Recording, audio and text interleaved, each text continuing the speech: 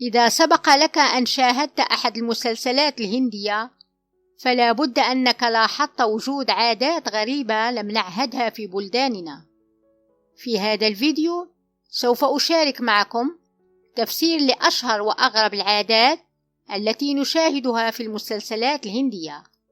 زواج الفقير بالغني والعكس غير صحيح. دائما نلاحظ في المسلسلات الهندية زواج الشاب الغني بالفتاة الفقيرة، ولكن لم نشاهد العكس، والسبب ببساطة هو أن القانون الهندي يمنع بشكل قاطع زواج الفتاة الغنية من الشاب الفقير. ويعود السبب هذا القرار أنه في الديانة الهندوسية يعتبرون أن الآلهة قد حددت الطبقات الاجتماعية، ولا يمكن أن يتم الدمج بينهم في الزواج، فلا يتزوج شخص غني من الطبقة الأقل. ولكن في القانون الهندي تم تعديله وأضافوا إمكانية زواج الغني بالفتاة الفقيرة. الهدف من هذا القانون هو حماية الطبقات الاجتماعية والخوف من اختلالها، لأن الزوجة عندما تتزوج تنسب إلى زوجها. لماذا الهندوس نباتيون؟ الهندوس يعتبرون جميع الحيوانات تستحق الحياة ولا يجب قتلها نهائيا. يوجد في الهند حوالي 300 مليون شخص نباتي، معظم زعمائهم الروحيين مثل سواميس وسيودهوس هم من النباتيين. ولكن للمعلومة لا يتبع جميع الهندوس هذا التقليد، لأنه ليس فرضا عليهم بل هو مجرد اختيار. حفلة الكركم هي حفلة تقام قبل الزواج، وهي من تقاليد هندوسية تتميز بوصفة هندية مكونة أساسا من الكركم. يقال أنها تساعد على تصفية الوجه. النيران والدورات السبع في الزواج. تعد النار المقدسة من أسس إقامة حفل الزواج الهندي، وهي بمثابة الشاهد على الزواج، حيث تشعل النيران ليدور الزوجان حولها 7 دورات مع قراءة العهد الهندوسي للزواج. وبدون نار مقدسة يعتبر زواجهم باطل.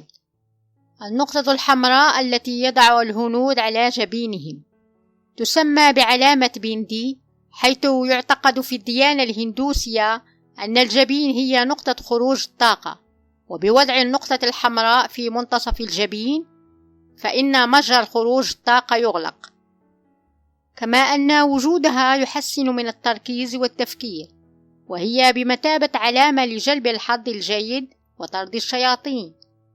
وعلى عكس ما تروج له المسلسلات الهندية، فإن علامة بيندي غير مرتبطة بالعروس بشكل خاص، بل هي في الأصل علامة دينية لحماية الشخص من الشياطين والحفاظ على طاقته الداخلية. حرق الميت في الهند.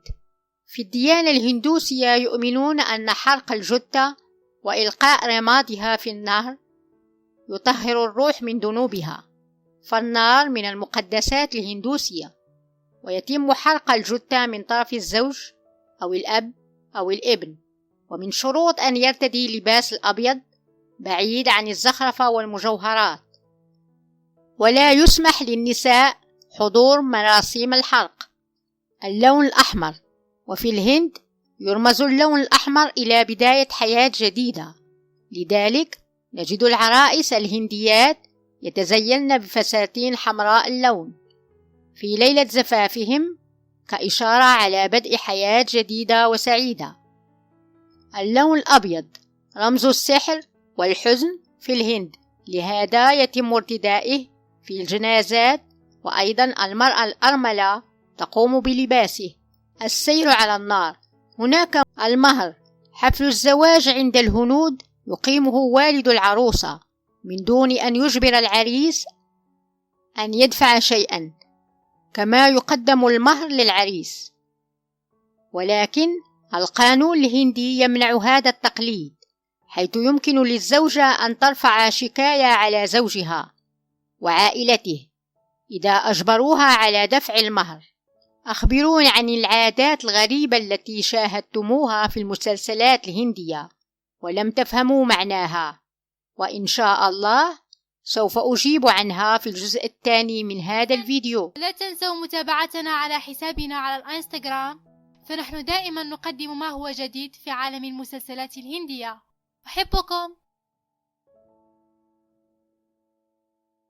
انتهى الفيديو، اشتركوا في القناة وفعلوا الجرس لتتوصلوا بجديد الأخبار والمعلومات عن المسلسلات الهندية ونجومها، واعملوا لايك للفيديو وكلمة شكر منكم تكفيني.